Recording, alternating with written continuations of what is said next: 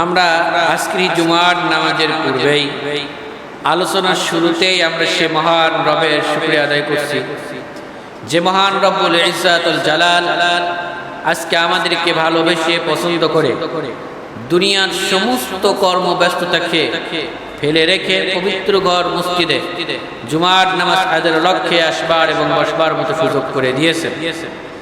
যে আল্লাহ রাব্বুল আলামিন আমাদেরকে এত বড় দয়া করলেন, অনুগ্রহ করলেন, জুমার নামাজের মুসল্লি হিসেবে নির্বাচিত করলেন, সে মহান রব্বুল আলামিনের প্রতি মহব্বতের সঙ্গে উচ্চ কণ্ঠে শুকরিয়া আদায় করি, সকলেই বলি আলহামদুলিল্লাহ। আমি সকলকে অনুরোধ করব যার যার সামনে ফাঁকা জায়গা আছে ফাঁকা জায়গাগুলো পূরণ করে বসেন। যদি আপনি পিছনে বসেন আপনার পরে যে আসবে তার পিছনে বসবে, পরবর্তীতে দেখা যাবে সামনে জায়গা আছে কিন্তু পিছনের লোক ধরতেছে না, এজন্য সামনের জায়গাগুলো পূরণ করে বসবেন। এতে কয়েকটি লাভ আছে। যেমন 1 নাম্বার লাভ হলো শয়তান যেন কোনো প্ররোচনা দিতে না পারে, এইটা হলো 1 নাম্বার কারণ, 1 নাম্বার লাভ। দ্বিতীয় নাম্বার লাভ হলো পরস্পর যদি একজন মুসলমান আর একজন মুসলমানের সাথে বসে, পাশাপাশি বসে, তাহলে এই পাশাপাশি বসার কারণে আল্লাহ রাব্বুল আলামিন দুই ভাইয়ের মধ্যে মহব্বত পয়দা করে দেন। সুবহানাল্লাহ। এইভাবে করে অনেকগুলো লাভ। আরো লাভ কি, পরবর্তীতে যেই মুসল্লি ভাইরা আসবে তারা কষ্ট করে দাঁড়িয়ে থাকতে হবে না। আপনি সামনের জায়গাগুলো পূরণ করলে পিছনে এসে তারা বসতে পারবে। প্রিয় উপস্থিতি, আমরা সকলেই এই পৃথিবীতে এসেছি কিসের জন্য? আল্লাহ কেন পাঠিয়েছেন জানেন? গোলামি করার জন্য। কিসের জন্য? আল্লাহর দাসত্ব করার জন্য, আল্লাহর গোলামি করার জন্য। এছাড়া আমার আপনার কাছে, আমরা তো একেবারে দুর্বল, আমার আপনার কাছে আল্লাহ তাআলার আর কোনো চাওয়া পাওয়া নাই, কিচ্ছু নাই। আমাদের তো কোনো শক্তিই নাই, সামর্থ্যই নাই। দেখেন ছোট্ট প্রাণীর কাছেও আমরা মানুষ, ছোট্ট প্রাণীর কাছেও আমরা কত অসহায়। একটি মাছি এসে যদি আপনার গায়ের উপর বসে, আপনার নাকের উপর বসে, চোখের উপর বসে, বারবার ডিস্টার্ব করতেছে, আপনি পাগল হয়ে যাবেন, মাছিটাকে কি ধরতে পারেন না। এরকম হয় না অনেক সময়? সে মাছিটার কাছেও আমরা মানুষ একেবারে দুর্বল। এরপরে আমরা শুধু সেই মাছি নয়, একটা মশা যদি আমাদের শুধুমাত্র তার চিকুন যে হুলটা, এটা যদি আমাকে আপনাকে যদি একটু বিধায় দেয় তাহলে আমাদের কি অবস্থা হয়? অবস্থা কিন্তু খারাপ হয়ে যায়, পাগল হয়ে যায়। প্রিয় উপস্থিতি, এই মশাগুলো মারার জন্য আমরা অনেক চেষ্টা করি, কিন্তু অনেক সময় কি এগুলো মারতে পারি না, আঘাত করতে পারি না। কারণ আল্লাহ তাআলা বলেছেন খুলিকাল ইনসানা দাঈফা, মানুষ হলো সবচেয়ে দুর্বল প্রাণী। সবচেয়ে কি প্রাণী? দুর্বল প্রাণী। কিন্তু আল্লাহ তাআলা এর আকল দিয়েছেন, মেধা দিয়েছেন, যার কারণে আমাকে আপনাকে হিসাব দিতে হবে। কি দিতে হবে? কোনটা ভালো কোনটা মন্দ এটা আমরা বুঝি। যত সৃষ্টি আছে সৃষ্টিকুলের মধ্যে আল্লাহ রাব্বুল আলামিন আমাদেরকে সবচাইতে সুন্দর অবয়ব দিয়ে সৃষ্টি করেছেন। সুবহানাল্লাহ। আমাদেরকে তো এর হিসাব দিতেই হবে। প্রিয় উপস্থিতি, তবে আমরা খুবই শক্তিশালী কোনো প্রাণী নয়। আল্লাহ তাআলা কি বলেছেন? খুলিকাল ইনসানা দাঈফা, মানুষ হলো সবচাইতে দুর্বল। এর থেকে দুর্বল প্রাণী আর হয় না। প্রিয় উপস্থিতি, এই দুর্বল প্রাণীকে আল্লাহ তাআলা শুধুমাত্র একটি উদ্দেশ্যেই পাঠিয়েছেন। কয়টি উদ্দেশ্য? আল্লাহ একটা। আল্লাহ তাআলা বলেন ওমা খলাকতুল জিন্না ওয়াল ইনসা ইল্লা লিয়াবুদুন। আল্লাহ তাআলা বলেন যে আমি জিন এবং মানুষ এই দুইটি জাতিকে পাঠিয়েছি দুনিয়াতে অন্য কোনো উদ্দেশ্য নয়, উদ্দেশ্য একটাই, তারা আমার গোলামি করবে। কি করবে?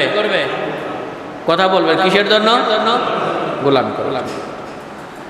আবার আল্লাহ তাআলা মানুষদেরকে আলাদাভাবে বলছে এখানে ইয়া আইয়ুহান নাসু উবুদু রাব্বাকুমুল্লাযী খালাকাকুম ওয়াল্লাযীনা মিন ক্বাবলিকুম লাআল্লাকুম তাত্তাকুন। হে মানব মণ্ডলী, কাদেরকে বলা হচ্ছে এখানে? শুধুমাত্র মানুষ, তাদেরকে আল্লাহ রাব্বুল আলামিন আলাদাভাবে বলছে, স্পেশালি। হে মানব মণ্ডলী, উবুদু রাব্বাকুম, তোমরা তোমাদের রবের গোলামি করো। কি করো? গোলামি করতে হবে। গোলামি বোঝে? চাকর চাকরানি যে কাজ করে, আমরা কার গোলাম? আল্লাহর গোলাম। আল্লাহর গোলাম। এই গোলাম, এই শব্দটা খারাপ লাগে? খারাপ না, কিন্তু আল্লাহর গোলাম এটা শুধু আমার আপনার ক্ষেত্রে না।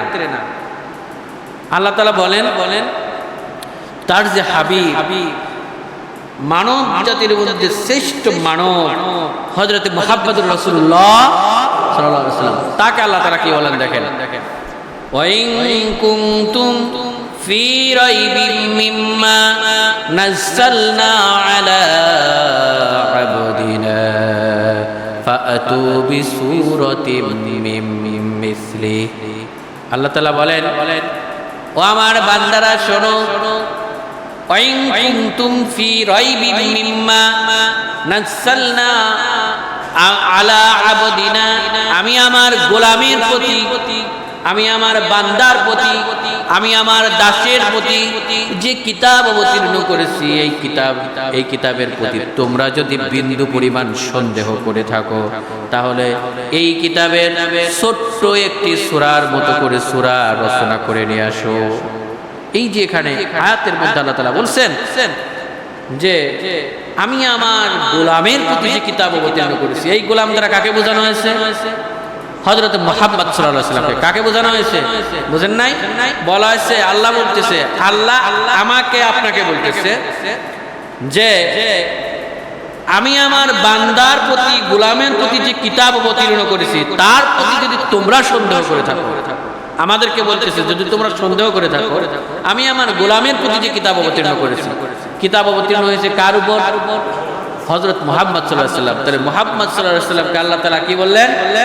গোলাম বললেন। কি বললেন?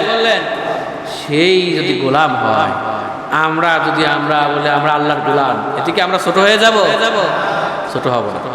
প্রিয় উপস্থিতি, আমি যেটা বলতেছিলাম, আল্লাহ তাআলা এই মানব মণ্ডলীকে বলছেন, হে মানব মণ্ডলী, তোমরা আল্লাহর গোলামি করো। কার গোলামি? এখন কোন আল্লাহর গোলামি বলতে এখানে বোঝানো হয়েছে তোমার রবের গোলামি করো। এখানে রব শব্দ ব্যবহার করা হয়েছে, সরাসরি আল্লাহ বলা হয়নি, রব বলা হয়েছে। কারণ মানুষ রব হিসেবে দুনিয়াতে অনেককেই মেনে নেয়। যেমন রব শব্দের অর্থ ব্যাপক। রব শব্দের অর্থ হলো আইনদাতা। কি দাতা বলেন? বিধানদাতা। রব শব্দের অর্থ হলো পালনকর্তা, রিজিক দাতা। এই যে রব, এই রব হিসেবে আল্লাহকে মেনে নিতে হবে এবং আল্লাহরই গোলামি করতে হবে। মানে আল্লাহ বলতেছে এখানে তোমরা তোমাদের রবের গোলামি করো। রবের গোলামি, যিনি তোমাদের আইনদাতা, বিধানদাতা, পালনকর্তা। প্রিয় উপস্থিতি, এরকম আইনদাতা, বিধানদাতা কি মানুষের মধ্যে নাই? আমাদের বাংলাদেশের যে সংবিধান আছে, এই সংবিধানটা কি আসলে মানব রচিত সংবিধান নাকি আল্লাহ কর্তৃক রচিত সংবিধান? বলেন। মানব রচিত সংবিধান মানে মানুষের বানানো আইন, তাই না? মানুষের বানানো আইন দিয়ে ভরপুর মানব রচিত সংবিধান। আমাদের যে বিচার বিভাগে আছে, বিচার বিভাগ আছে, সেখানে যে বিচার ব্যবস্থা চালু আছে, সেটা কি আল্লাহ প্রদত্ত বিচার বিধান অনুযায়ী বিচার বিভাগ চালু নাকি মানব রচিত আইন অনুযায়ী বিচার বিভাগ চালু আছে? তাহলে আমাদের আইনদাতা কি এখানে মানুষ, তাই না? বিধানদাতা কে? মানুষ। এখন আল্লাহ বলতেছে তোমাদের সেই বিধানদাতার গোলামি করো, তোমাদের আইনদাতার গোলামি করো। কোন আইনদাতা? আল্লাহ তাআলা বলেন আল্লাযী খালাকাকুম ওয়াল্লাযীনা মিন ক্বাবলিকুম লাআল্লাকুম তাত্তাকুন। সেই আইনদাতা, সেই বিধানদাতার গোলামি করবে যে তোমাকে সৃষ্টি করেছে। বলেন সুবহানাল্লাহ। আমাকে আপনাকে সৃষ্টি করেছেন কে? আল্লাহ। তাহলে আমরা সেই মহান রবের গোলামি করতে হবে, তারই দাসত্ব করতে হবে। এটা আমার আপনার জন্য ফরজ, প্রত্যেকের জন্য। কার গোলামি করা? আল্লাহর গোলামি করা। আল্লাহ ছাড়া অন্য কারো কাছে মাথা নত না করা, এটা আমার আপনার সবচেয়ে মুসলিম হিসেবে বড় পরিচয়। যা মুসলিম যে আল্লাহ ছাড়া আর কারোর কাছে মাথা নত, সে যেই হোক, বাবা হোক, খাজা হোক, পীর হোক, বুজুর্গ হোক, কারোর কাছেই মাথা নত করে না। মাথা নত করে কার কাছে? একমাত্র শুধুমাত্র আল্লাহর কাছে। মনে রাখবেন, এই যে আমাদের বিভিন্ন সময় বিভিন্ন ওরসের নামে, এইটার নামে, সেইটার নামে পীর তার মুরিদদের দিয়ে সিজদা নেওয়ায়, বলে এটা সম্মান সূচক সিজদা। বলে নাউযুবিল্লাহ। মাজারে গিয়ে আপনাদের এই যে পাশের যে মাজারগুলো আছে, এখানে গিয়ে দেখা যাচ্ছে কি আলাদিপুর মাজার, এইখানে গিয়ে সিজদা করে মানুষ, কবরকে সিজদা করতেছে। আফসোস, বাংলাদেশে এত কিছু ধ্বংস হয়ে গেল, এত মাজার শেষ হয়ে গেল, এইগুলো শেষ হচ্ছে না। প্রিয় উপস্থিতি, এগুলোও শেষ হয়ে যাবে ইনশাআল্লাহ। ইসলাম যদি প্রতিষ্ঠিত হয়, আল্লাহর আইন, আল্লাহর দ্বীন যদি আল্লাহর জমিনে প্রতিষ্ঠিত হয়, এই কোনো কিছুই থাকবে না। যেমন বিশ্বনবী মুহাম্মদ সাল্লাল্লাহু আলাইহি ওয়াসাল্লাম তিনি যখন মক্কা বিজয় করেছিলেন, মক্কা বিজয় হওয়ার পরে তখন আর কিছুই ছিল না, সব বের করে দিয়েছিল কাবা থেকে। 360টি মূর্তি বের করে দিয়েছিল। বলেন সুবহানাল্লাহ। প্রিয় উপস্থিতি, এই ইবাদতের মাঝে, এই গোলামির মাঝে কিছু মানুষ, দুষ্টু চক্রের মানুষ থাকে, যারা ইসলামের জন্য বড়ই মারাত্মক ক্ষতি করে থাকে। হুমকি স্বরূপ দ্বারায় আজকের যে আয়াত তেলাওয়াত করেছি, সূরা তেলাওয়াত করেছি, সেই সূরা এমন একটি সূরা আল্লাহ রাব্বুল আলামিন কোরআনের মধ্যে যে 114টি সূরা নাজিল করেছেন, এই 114টি সূরার মধ্যে এই একটি সূরাতেই শুধুমাত্র একজন ব্যক্তিকে উদ্দেশ্য করে আল্লাহ রাব্বুল আলামিন নিজে লাড় করেছেন, শুধু একজন ব্যক্তিকে উদ্দেশ্য করে। তাহলে মনে করেন সেই ব্যক্তি কত মারাত্মক খারাপ ছিল। আল্লাহ রাব্বুল আলামিন একজন ব্যক্তিকে কি করেছেন? লানত করেছেন, অভিশাপ দিয়েছেন। এই শুধুমাত্র একটি সূরা, সেই সূরার নাম সূরাতুল লাহাব। সূরার নাম কি? লাহাব। লাহাব হলো একজনের নাম। এই আবি লাহাব, এই আবু লাহাব ছিল রাসূল সাল্লাল্লাহু আলাইহি ওয়াসাল্লামের চাচা। রাসূল সাল্লাল্লাহু আলাইহি ওয়াসাল্লাম কি ছিল? চাচা ছিল। সূরাটি মক্কায় অবতীর্ণ হয়েছে। রাসূল সাল্লাল্লাহু আলাইহি ওয়াসাল্লামের উপর যত কোরআনের মধ্যে যত আয়াত আছে, সূরা আছে, এইগুলো নাজিল হয়েছে মাক্কি জীবন আর মাদানী জীবন। হিজরতের পূর্বে যেই সূরাগুলো নাজিল হয়েছে, আয়াতগুলো নাজিল হয়েছে, সেগুলো মাক্কি বলা হয়। হিজরতের পরে গিয়ে যেই সূরাগুলো অবতীর্ণ হয়েছে, নাজিল হয়েছে, সেটা হলো মাদানী সূরা বলা হয়। এখন এখানে অনেকেই বোঝে যে যেটা মক্কায় থাকাকালীন নাজিল হয়েছে সেটা মাক্কি, যেটা মদিনায় থাকাকালীন নাজিল হয়েছে সেটা মাদানী। কিন্তু এরকম না। কারণ মদিনা থেকে যখন মক্কায় আসছে হিজরতের পরে, মক্কায় আসার পরেও মক্কায় অবস্থান কালে রাসূল সাল্লাল্লাহু আলাইহি ওয়াসাল্লামের উপরে কোরআনের আয়াত অবতীর্ণ হয়েছে। সেই আয়াতগুলোকেও মাদানী সূরা বলা হয়, কারণ হিজরতের পরে নাজিল হয়েছে। তার মানে হিজরতটা এখানে মধ্যম। হিজরতের আগে যে সূরা বা আয়াত নাযিল হয়েছে সেটা কি মাক্কি।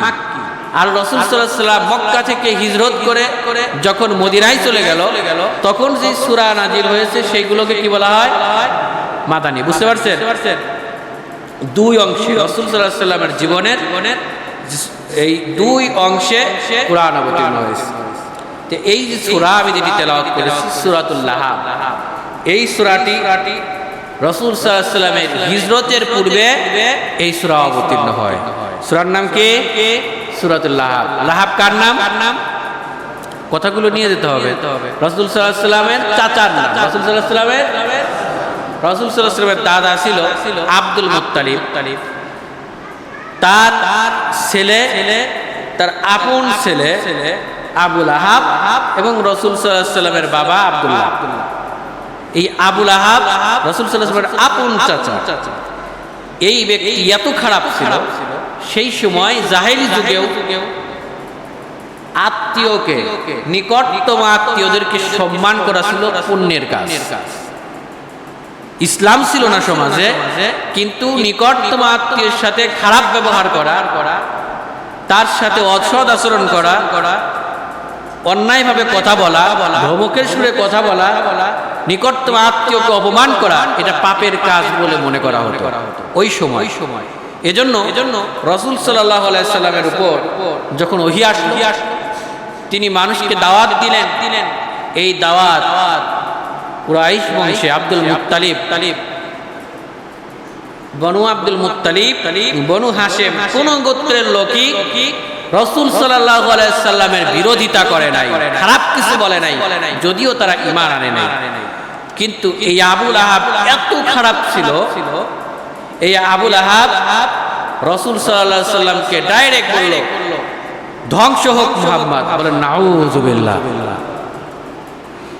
রাসূল সাল্লাল্লাহু আলাইহি সাল্লাম কিভাবে অভিশাপ করতে থাকে। আবু লাহাবের স্ত্রী, তিনি হলো আবু সুফিয়ানের বোন ছিল, তিনিও রাসূল সাল্লাল্লাহু আলাইহি সাল্লামকে অকট্ট ভাষায় গালাগালি করতে থাকে এবং প্রতিনিয়ত রাসূল সাল্লাল্লাহু আলাইহি সাল্লামের দরজার সামনে কাঁটাযুক্ত লতাপাতা নিয়ে এসে রেখে দিত। এইভাবে করে অত্যাচার করত রাসূল সাল্লাল্লাহু আলাইহি সাল্লামকে। এই আবু লাহাব তখন সেই সময়ের সামাজিক ঐতিহ্যকে একেবারে নষ্ট করে দিল। সামাজিক ঐতিহ্য ছিল কি? আত্মীয়ের সাথে খারাপ ব্যবহার করা যাবে না। বুঝতে পারছেন? কিন্তু আবু লাহাব কি করলো? সেই সামাজিক ঐতিহ্যকেও কি নষ্ট করে দিল। সে নিজের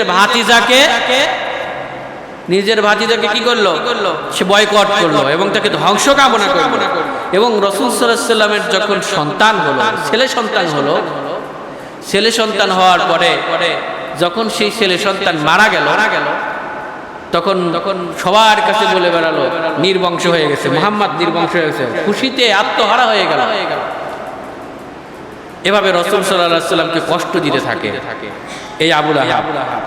আল্লাহ রাব্বুল আলামিন এই আবু লাহাবের ক্ষেত্রে কোরআনের মধ্যে বলছে, তাব্বাত ইয়াদা আবি লাহাবিন ওয়া তাব মা আগনা আনহু মালুহু ওয়া মা কাসাব। আল্লাহ তাআলা বলেন, ইসলাম বিরোধিতার কারণে দুনিয়া ও আখিরাতে উভয় জগতে আবু লাহাবের দুটি হাতই ধ্বংস হয়ে যায়। আল্লাহ তাআলা বলছেন, কে বলছেন?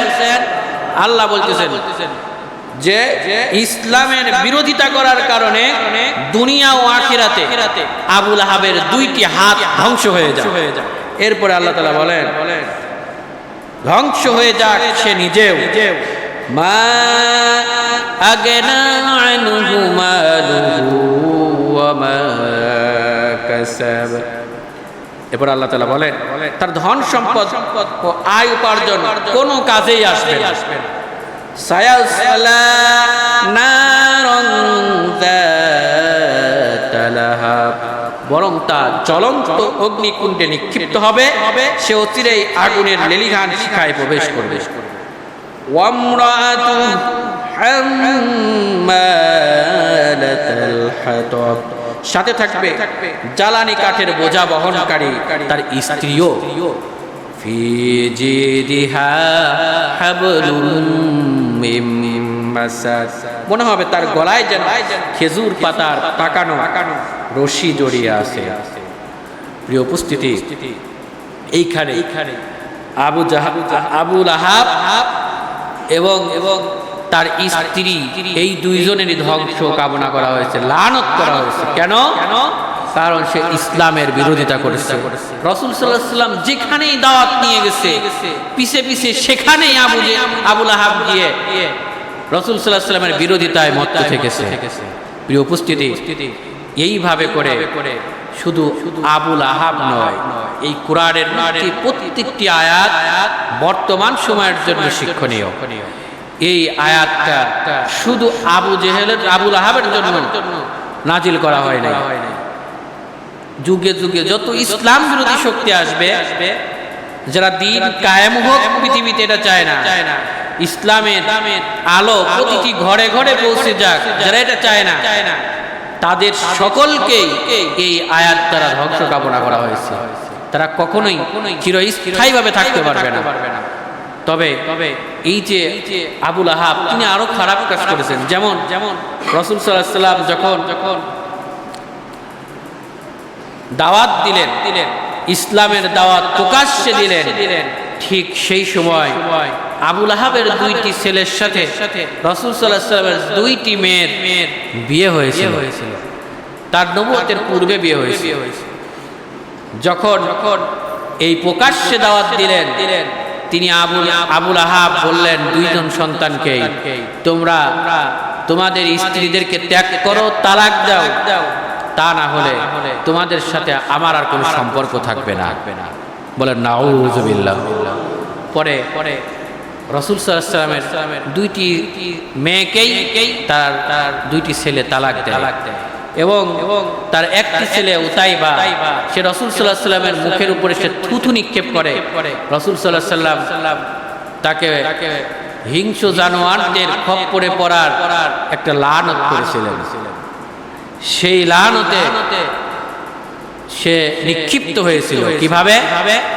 সে ওই থুতু দেওয়ার পরেই তার বাবার সাথে সিরিয়ায় গমন করছে ব্যবসায়ের উদ্দেশ্যে। পথিমধ্যে যাওয়ার পরে রাত হয়ে গেছে, একসাথে সবাই বসে আছে। এখন গভীর রাতে জানোয়ারদের আনাগোনা শোনা যাচ্ছে, ডাক শোনা যাচ্ছে। তখন আবু লাহাব বলল, তোমরা সবাই আমার ছেলে উতাইবাকে ভালোভাবে সিকিউরিটি দাও, কারণ আমি মুহাম্মাদের যে বদদুয়া আছে ওই বদদুয়ার ভয় করতেছি। বলেন সুবহানাল্লাহ। তারা ইয়াকিন ছিল রাসূল সাল্লাল্লাহু আলাইহি ওয়াসাল্লাম যে সত্যিকারেই রাসূল, সত্যিকারেই নবী, তার উপর তার বিশ্বাস ছিল। কিন্তু প্রকৃতপক্ষে সে ঈমান আনতে পারে নাই। সেই রাতে গভীর রজনীতে ওই উটগুলো চারদিকে শোয়ায় দেয় আর মাঝখানে উতাইবাকে রেখে দেয়। তারপরে সবাই যখন ঘুমিয়ে যায়, একটি বাঘ এসে তার ছেলেকে একেবারে টুকরা টুকরা করে খেয়ে ফেলা দেয়। প্রিয় উপস্থিতি, এইভাবে করে সে শেষ হয়ে যায়। রাসূল সাল্লাল্লাহু আলাইহি ওয়াসাল্লামের বদদুয়া কাজে লেগে যায়, সে শেষ হয়ে যায়। প্রিয় উপস্থিতি, এইভাবে ইসলামের শত্রু যারা তারা এভাবে যুগে যুগে শেষ হয়েছে, শেষ হয়ে যাবে। ফিরাউন শেষ হয়ে গেছে, শেষ হয় নাই? বলেন শেষ হয়ে গেছে। নমরুদ পৃথিবী থেকে বিদায় নিয়েছে ছোট্ট একটি মশার কাছে, সে বেইজ্জতি হয়েছে, তাই না? একেবারে বেইজ্জতি হয়েছে ছোট্ট একটি মশার কাছে। ফিরাউন শেষ হয়ে গেছে তার অহংকারের কাছে। এইভাবে করে মানুষ ছোট্ট যারা জালেম, যারা মানুষের উপর জুলুম করে, অত্যাচার করে, নির্যাতন করে, তারা এভাবেই ছোট্ট, যার কোনো শক্তি নাই, একেবারে সেই ছোট্ট শক্তির কাছেই সে কি করে? বেইজ্জতি হয়, অপমানিত হয়, লাঞ্ছিত হয়। সুতরাং আসুন আমরা ইসলামের পক্ষে থাকি, সারা জীবন কিসের পক্ষে থাকবো? কোরআনের পক্ষে কাজ করব ইনশাআল্লাহ। আল্লাহর জমিনে আল্লাহর দ্বীন কায়েম হোক, এই পথে এই কাজ আমরা করবো ইনশাআল্লাহ। আমরা শুধু নামাজ কালাম পড়লেই হবে না, নামাজ যেমন পড়তে হবে, আল্লাহ তাআলা বলেন আকিমুস সালাহ, নামাজ কায়েম করো। আবার আল্লাহ তাআলা বলেন আকিমুদ দ্বীন, দ্বীন প্রতিষ্ঠা করো। দুইটাই কার হুকুম? আমরা শুধু একটা পালন করি কি, নামাজ কালাম পড়তে হবে, মসজিদে যাওয়া লাগবে, নামাজ কালাম পড়া লাগবে, নামাজ তো পড়াই লাগবে, তাছাড়া তো কোনো উপায় নেই। কিন্তু আসলে আল্লাহ তাআলা তো আরেকটা দিয়েছে একই ভাষায় আকিমুদ্দিন, দ্বীন কায়েম করো। এই দ্বীন কায়েমের দিকে আমরা নাই, কারণ এখানে আসলে অনেক বড় মহা পরীক্ষা দিতে হয়। সেই পরীক্ষায় আমরা কখনোই সামনের দিকে আগাই না, পরীক্ষার ভয় করি। ছোট্ট বাচ্চাদের মতো পরীক্ষা দিতে চায় না, সারা মাস ক্লাস করে, পরীক্ষার সময় পরীক্ষা দিতে যেতে চায় না। যদি ফেল করি, যদি না পারি, একটা ভয় কাজ করে। প্রিয় উপস্থিতি, আসুন আমাদের সকলকে পরীক্ষা দিতেই হবে, যেহেতু দুনিয়াতে আসছি। আমাদের সকলকে কোরআনের পক্ষে, দ্বীন কায়েমের পক্ষে কাজ করতে হবে, তাহলেই আমরা সফল হতে পারবো। আল্লাহর জমিনে আল্লাহর দ্বীন কায়েম হোক বা না হোক, কায়েম করবেন কে? আল্লাহ। কিন্তু চেষ্টা করবো কে? আমরা। এই চেষ্টার জন্যই আল্লাহ রাব্বুল আলামিন আমাদেরকে কি সফলতা দান করবেন। আল্লাহ রাব্বুল আলামিন আমাদের সকলকে যেন পরকালীন জগতের জন্য যা কিছু দরকার, যা কিছু অর্জন করার দরকার, সব কিছু যেন আমরা অর্জন করতে পারি, সেই তৌফিক যেন আল্লাহ তাআলা দান করেন। সকলে বলেন আমিন। 5 ওয়াক্ত নামাজ জামাতের সাথে আদায় করার তৌফিক যেন আল্লাহ তাআলা দান করেন। সকলে বলেন আমিন। দ্বীন কায়েমের প্রচেষ্টা করতে হবে, সেই চিন্তা ভাবনা আল্লাহ রাব্বুল আলামিন যেন কোরআন সুন্নাহর আলোকে আমাদের মাথার মধ্যে ঢুকিয়ে দেন। সকলে বলেন আমিন। ওয়া আখিরু দাওয়ানা আলহামদুলিল্লাহি রাব্বিল আলামিন। আসসালামু আলাইকুম ওয়া রাহমাতুল্লাহি ওয়া বারাকাতুহু।